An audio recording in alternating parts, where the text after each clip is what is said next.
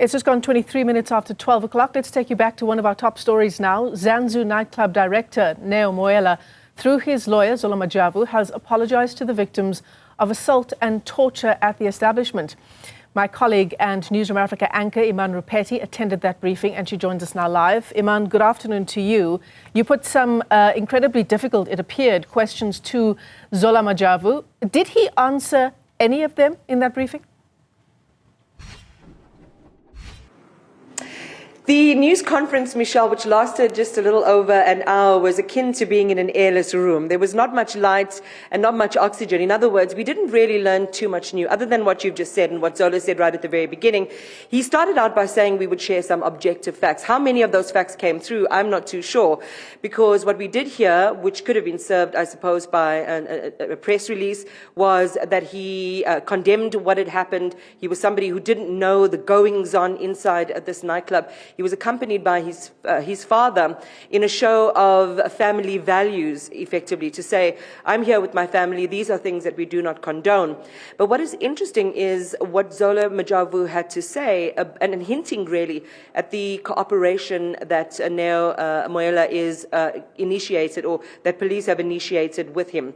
So it sounds like there might be some bombshells that might be released and exploded over the next couple of days and weeks, which will educate the public as to the extent of his cooperation with police, what he's sharing with police. But in response to those questions about whether he knew the whistleblower and whether he knew the suspect, the answer effectively was no. What was interesting is that Neo Moela cuts a lonely figure. He was a man on his own here as a director of his controversial entity, wanting to only speak for himself. You would have seen Zola Majavu not really interested in engaging any of the other names that have been associated with the story, previous owners and other business partners who are not South African in the story. Ziniko was there with me, by the way, witnessing all of this. So let's bring in Ziniko to just share some of the observations that he made during this news conference. And again, something, unlike what we were expecting, I suppose, in many ways, Ziniko. We expected to hear a lot more. But I think the point that Neo came through with the legal representative says a lot about where the investigations are currently. We also heard for the first time that he has been speaking with law enforcement agencies for at least twice before Mr. Majavu was brought in. So that tells us something very, very interesting has been happening. A lot has been happening rather behind the scenes. But also we now know that we don't yet know how far are the police closing in on Mr. Neo himself. The lawyer did say that should he be found to be a person of interest, Neo is willing to really participate or collaborate with the law enforcement agencies. However, one of the key things that that was not clear inside this press conference is the fact that how much ownership, how much role, how much say does Mr. Neo himself have on the operations of the establishment itself. But also what was interesting is the attitude as advised by Mr. Majavu not to engage with the victims themselves. Some of the people we've been speaking to, they are saying that they've never had any interaction with him or any leader of the establishment since these incidents took place.